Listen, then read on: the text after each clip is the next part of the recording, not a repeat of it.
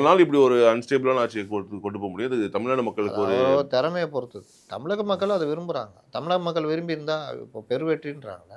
தமிழக மக்கள் விரும்பி இருந்தா எம்ஜிஆருக்கு தடவை கொடுத்த மாதிரி 132 கொடுத்துருக்கலாமே, கொடுக்கலையே. அது காரணம் திமுக அதிமுக ஸ்ட்ராங்கா இருக்கிறாங்கன்னு தான் அர்த்தம். 2 பேருக்குமே அந்த பர்சன்டேஜ் அவங்கவுங்க பேஸ்ல கரெக்டா இருக்காங்க. பர்சன்டேஜ்லாம் குறையல. அரசியல் சூழ்நிலை மாறுச்சுன்னா எப்போ வேணா எது வேணா நடக்கும்.